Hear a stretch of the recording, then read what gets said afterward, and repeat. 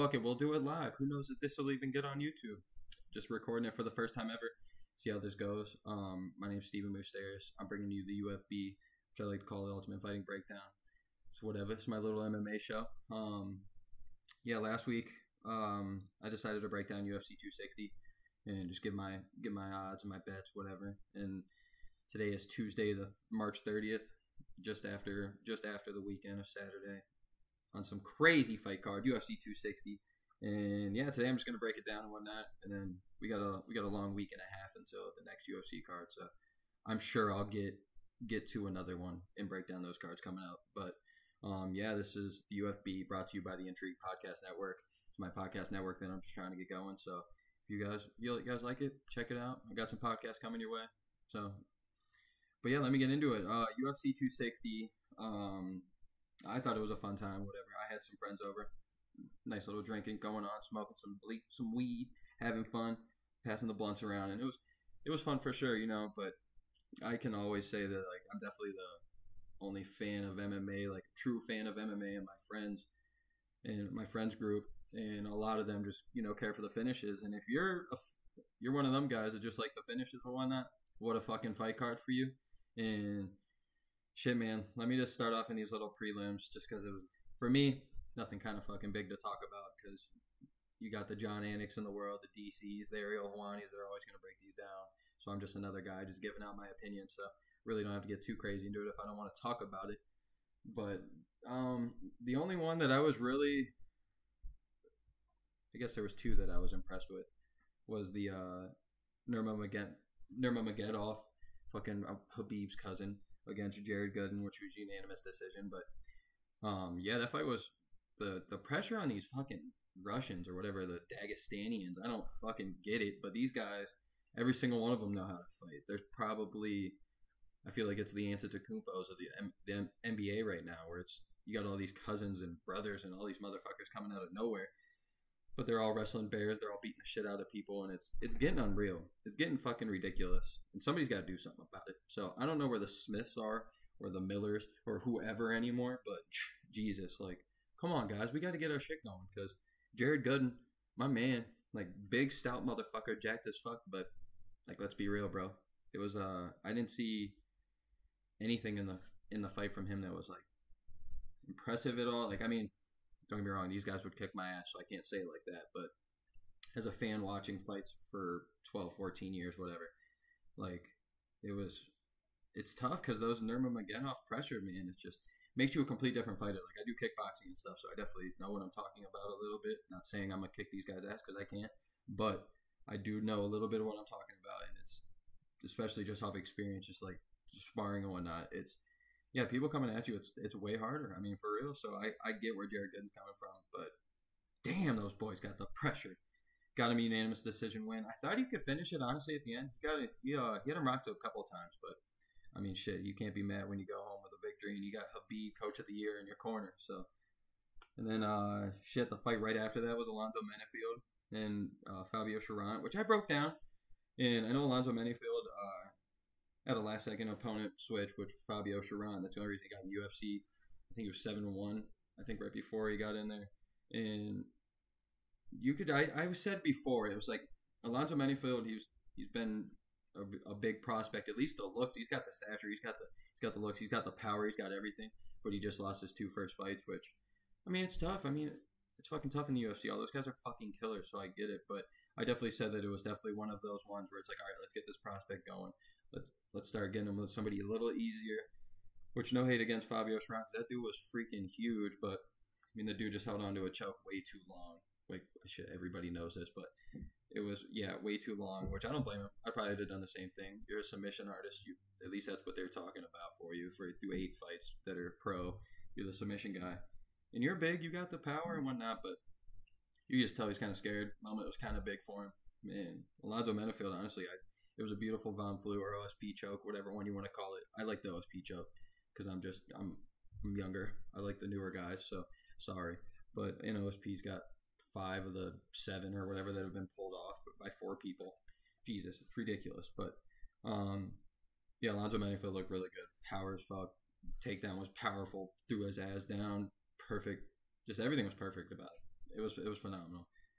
And then the only one that I think I got wrong, which I thought Kama Worthy was gonna win. I thought that was the first fight of the main card for people that either didn't watch it or just wasn't sure or whatever. But Jamie Malarkey came out and caught Kama Worthy right on the chin within 40 seconds of the fight, and the fight was over. And it was pretty wild for me to see because, like, for me, I'd like to say that I'm a pretty big fan, but Jamie Malarkey, I definitely watched his first fight, but it was nothing like nothing serious. You didn't think that he'd come out and beat Kama Worthy, who Kama Worthy actually is on. He's got some pretty impressive wins and whatnot. So, and he actually beat Devontae Smith, who is pretty much my only not claim to fame, but he probably doesn't even know who the fuck I am. But I trained at the same kickboxing gym in Ohio as him that he did before, so I know he's an eater, and he just had a great performance finally coming back a couple months ago. But I know Kama's got that knockout over him. So I kind of thought, okay, we're going to bring Kama up. And damn, he caught that thing on the chin quick. Night was over. And there was no mo. But, yeah, it was beautiful for a finish, by the way, too. So 2 straight finishes in a row. You got to love it. You got to love it. But, and then goes into Miranda Maverick versus Jillian Robertson, who I didn't even want to break down because, like, no offense to women's MMA. I love women's MMA. Big fan. Huge fan. But just that fight, I kind of knew it was going to be a little boring. Well, just from my opinion, that was going to be a little snooze fest. Which I love watching the ground game. I love watching the groundwork. I love the transitions are fucking awesome, especially with women. They're so fucking flexible. But yeah, it was.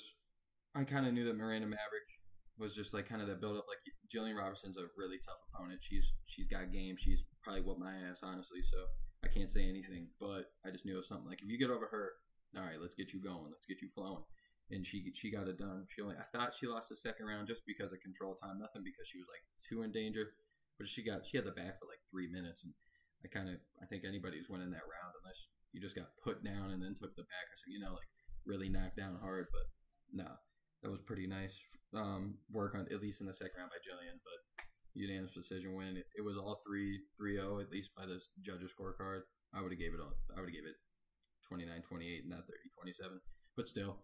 Win for my lady Miranda Maverick. And then brought into the night, the show of the night, the Suga show, the Suga train. Sean Suga O'Malley. He's out here doing his thing, talking his shit. I figured, I was talking before, I figured he was going to beat Thomas Almeida. I knew that the leg kicks, like, I wasn't buying into that hype as much as everybody else was. Like, maybe he's got weak feet, if that makes sense, or ankles, whatever. Like, maybe they could break easier than most or something, but the whole calf kick and the knee kick, whatever, and the perennial nerve and all that shit, I wasn't buying into it. I didn't think it was going to happen again. But damn, the Sugar show in the first round I thought could have been called easily. But again, Thomas Almeida got up quick. He's a veteran. He knows what he's fucking doing. And for him to even get to the third round, it kind of submits why they didn't call it. And it kind of shows because, I mean, damn, there's only a minute, 8 seconds left in the fight by the time he knocked him out finally. But if you're the Sugar show, man, I know he was a little upset about the performance because he didn't get that, like, really, really nice first walk-off. But, dude, for you to put on a clinic like that, not even really get hit, like, I think he only got hit by one left hook and maybe a couple leg kicks. Like, nothing crazy at all. You just put on a fucking performance, dude. So, I'm excited to see. I heard they're talking about Dominic Cruz in the Sugar show. But, I don't know. I kind of want to see the Cheetah Vera fight again because Cheetah just lost to Jose Aldo, which was a close fight. He won one round. It was great. He put up great performance on, but like those two are easily going to fight each other again. I think they're both going to probably have a number one contender fight sooner or later. I'm saying right now, but like a couple fights, 3-4 fights, like it's possible. They're both fucking killers. So it's like I'll just throw them in again right now. Like let's see what they got. 2 young kids. I like DC's look at it and Ariel Helwani. They were talking about seeing little Dominic Cruz fight the Frankie Edgars of the world or any of the older guys, whatnot, and Jose Aldo. I'd like to see that too. But yeah, I want to see the Sugar show fight somebody because I think Dominic Cruz still has it in him to maybe get to the belt, but I think he should be smart. Take the older fights, take the names, and then get back there because I just think the Sugar show's just too young and quick right now. I know Dominic's got the greatest footwork and headwork program in the world, but like, dude, these kids are young, man. Dominic Cruz hasn't fought as much. He got hit a lot by Casey Kenny, and they're homies, though. I could see where that fight could happen because Sugar Show and Casey. So I could see where that happens. I can see where it happens now. But I'd rather see Suga fight like a Cheeto Vera, somebody a little more young. Not even mad at the Marlon Moraes fight because Marlon's on a nice little lose streak or loss streak, I should say, not lose streak, but a loss streak. So that one could be fun. I don't know. I'm open to pretty much whatever, but I think the Suga show it's fully loaded. I know he wants to say he's undefeated. Just take the 1L. Who cares? It'll be like a John Jones L pretty much. It doesn't fucking matter at the end of the day as long as you just keep doing what you're doing. And the step back 3 for the win. Oof, the performance, I loved it. So keep it up, dog. I'm a fan. I'm a huge fan. If you ever see this, huge fan of the Suga show. And then shit comes into the Tyron Woodley versus Vicente Luque fight, which if you listened to the podcast before this, which I doubt, but if you did, I was calling Woodley definitely a loss in a unanimous decision, losing 3 straight rounds, like maybe sneaking out the first round because the round might have been so fucking boring. But I knew Vicente Luque would probably win the decision like we've been seeing. He hasn't won in 15 freaking rounds in the championship. And then Woodley comes out harder than I've ever seen him. He's never fought like that ever. I couldn't tell you one time the man's ever fought like that. And I've watched him since his Strikeforce days. So, like, I don't know, dude. Like, maybe his first couple fights when he knew he was going to kill somebody. Or maybe in the gym. But, boy, did I love it. Like, the fireworks off the beginning. He caught Luque twice and had him stumble. Twice. Like, the first punch he threw had him stumble a little bit. Then that second one that he hit him at, like, first round. Or the first minute of the round. It was beautiful. It was fucking beautiful. But then Vicente Luque is a fucking animal, bro. The dude don't get finished. Like, he's tough as fuck. He's gonna finish you if you don't finish him, which he's just not gonna get finished. So it's insane. He's got the tied second, maybe third. I forget what it was, but Vicente Luque with the most finishes in the division, co-witted. Boy, I did not see that shit coming. I think I'd like to see him. Honestly, now that I think about it, I was gonna say Wonder Boy, but I want to see Wonder Boy get. Give him Usman. Give him somebody up there that's going to give him that fight. Because he deserves it. He's only got a couple more fights left. The dude's not... He really hasn't been beaten other than Anthony Pettis, like, getting him in freaking Jorge Masvidal. But, like... Actually, no, he lost to Jorge, I think, didn't he? Yeah, he lost to Jorge. I was thinking of Darren Till getting spanked up by Jorge. But, yeah, like, for real. Stephen Wonderboy Thompson, dude. Like, he got, fluke against Anthony Pettis, whatever. I shouldn't say fluke, because he was beating the shit out of him. But then Anthony had that one... The Showtime, man. He can do whatever he wants, but it was fucking impressive. But I want to see Luque fight my man, the one and only, Leon Edwards. I think that would be a perfect fight because don't get me wrong, I love Beneil Dariush. I listen to his podcast. I'm a fan, and I feel like we could be cousins somewhere. I don't even know, but I like him a lot. But I think I might be the only person that might be on the Leon Edwards. Like, hey, dude, you move on from that fight. I seen enough. It was only a round, but I seen enough, dude. I don't want to see it anymore. Like, I think I might be the only one. I'm just really high on Leon Edwards, and I think he does. I think Luque would be perfect for him. Luque doesn't get finished, so if Leon could finish him or like put the pace on that he just put on, like, I would love that fucking fight. But anyone Luque gets into, it's gonna be a fucking barn burner. I like the Diaz call out. I like it a lot, actually. I think Luque would actually probably end up finishing Diaz, though, unless he got submitted. That's the only thing I could see. Maybe, like, diving in a little too quick on a knockdown. But I think that's the only way Nate Diaz can him, in my opinion. I just think maybe a triangle choke or something, maybe the middle finger like usual. Like, I think he's got him, but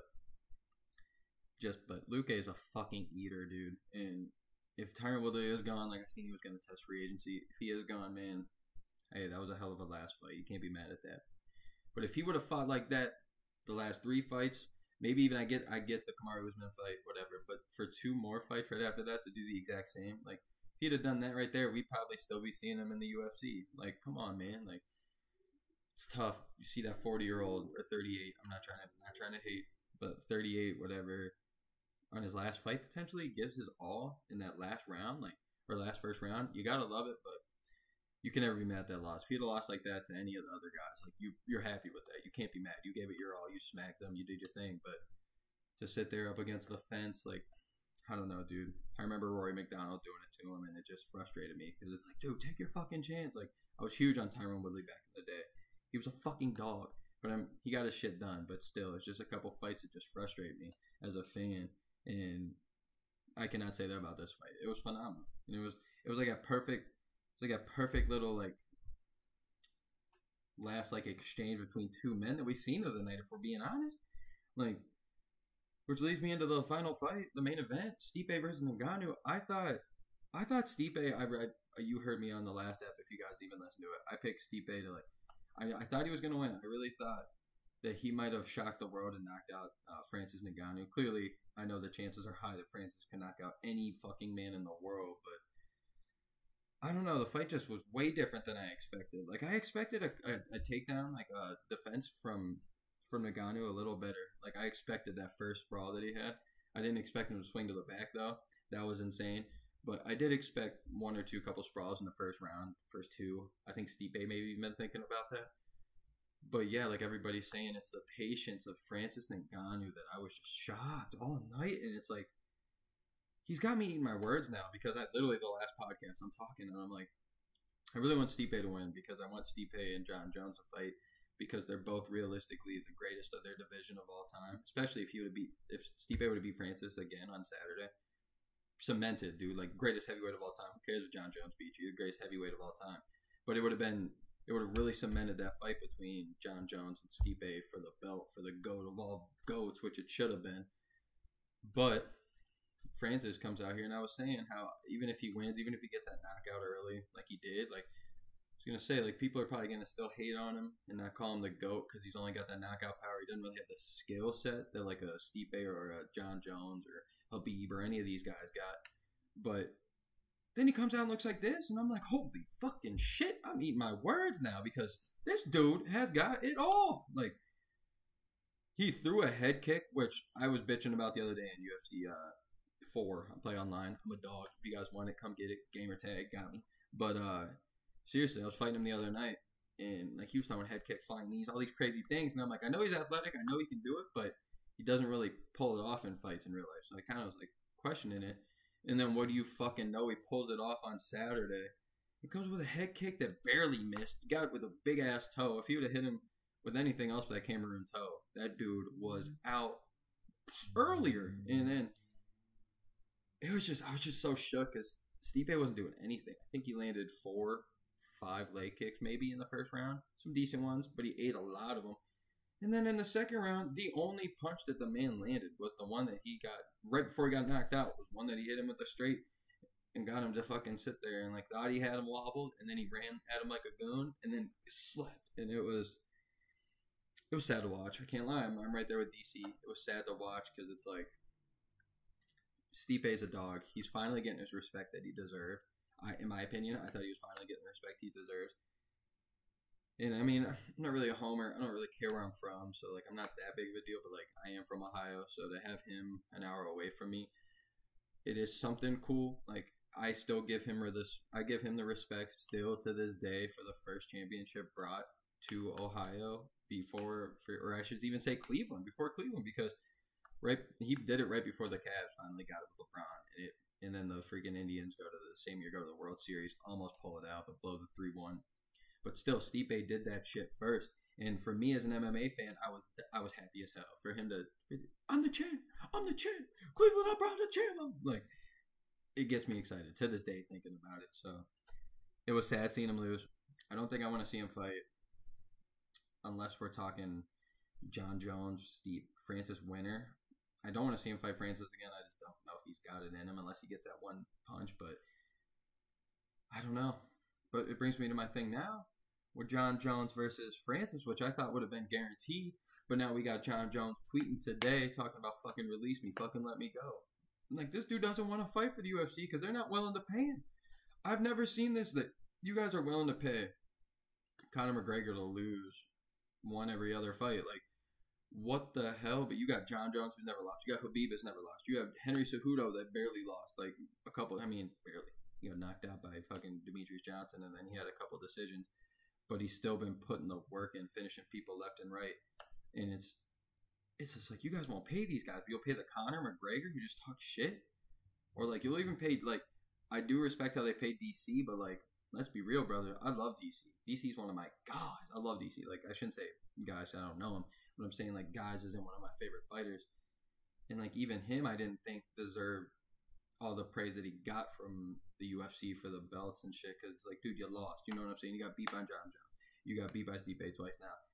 And for him to win the belt, the first time against Stipe and like kind of pick the shots, it kind of pissed me off, man. Because it's like, how you gonna do that? It's like it's not as bad as like Aljamain Sterling's thing, but it's like, man, come on now. This dude's been doing it for how long? He's got the most title defenses in the weight. Like, you got to do it, man. You got to do it. But I don't know what's up Dana's ass right now. I know he's just the ultimate guy. But it's like, dude, pay John Jones. Pay Francis Ngannou. You're going to get the greatest fight that you can possibly make right now. It's probably going to break records. Let's be real. Finally, two big motherfuckers. You got the Connor's mouth that's always getting it because he's the biggest. But now you got the fighters that are willing to do it. Like, the two boys. Like, come on. Like, come on. And at the end of the day, while I'm saying this about John Jones, he's my guy. He's my number one fighter of all time. But at the same time, I'm not even mad at seeing Derek Lewis versus Francis Ngannou again. I can't even lie to you. I'm not mad at it whatsoever. And I'm hoping that they can get something. Like, I know Derek's not going to take as much money as John Jones. I think that's the only, like, little thing in the pocket for Dana. But it's like, dude, let's get John Jones going for Francis first. Let's see that fucking fight. Because I have a strong... Francis could easily knock him out. Easily knock him out. I see why John Jones wants the money. He's not afraid, but it's like, dude, hey, man, I'm putting my perfect record on the line, my perfect image, and you want me to get knocked out by Francis for the same pay I got to fight Dominic Reyes or whatever. And it's, I don't know, man. It's just a little frustrating as a fan right now because just it's that reminder of like that GSP versus Anderson Silva. They just didn't want to do it, which they should have done it. Even though I think Anderson Silva probably would have done it, probably would have got it done. But still, it's like there's these fights every once in a while that come up. And they've been doing so good lately for the last like 5 years, getting our fights that we want to see done. And this is that one. This is that one that I think everybody wants to see. And I'm just hoping we can get this shit done. So I just don't think we're ready either for what regardless if John Jones wins or if fucking Francis wins, dude, whoever the winner is out the roof with the skyrocket. Whoo, they gone. Like, then you're getting into the fights with the Joshua's and if Francis wins, think about this. Francis knocks out John Jones. He instantly becomes the biggest boxing prize fighter of all time. Tell me he wouldn't beat Anthony Joshua or Deontay Wilder if he gets a punch on him. Like, clearly those guys are some bad men. Some bad men. Tyson Fury's my dog. But, like, Deontay Wilder? Tell me Deontay Wilder, Francis Ngannou wouldn't be a fight? Oh, my God. Sign me up. Sign me up. Like, clearly, I want John Jones to win because John Jones is my fucking guy. But, because I didn't want to see the Stipe versus any of those boxers. But Francis, motherfucker, that dude could be literally the next Mike Tyson, but he did it in MMA and then goes to boxing, knocks out the top 3 guys. Are you fucking kidding me? I know we got to see what happens with Fury and Joshua, but boy, come on, let's go. It's got me fucking hyped. Sheesh. But I'm out. This has been the 3rd episode of the UFB. Thank you so much for listening. The Ultimate Fighting Breakdown, hosted by Stephen Moustaris, myself, and brought to you by the Intrigue Podcast Network. And thank you guys so much. If this gets on YouTube, I'm fucking happy. It's my first time I've ever done this. So don't judge the punching bag in the bag. I'd be kicking the fuck out of this thing. So everybody have a good night. And I'll see you guys probably in the week. Happy Easter. And let's go, John Jones. Get that fight, baby.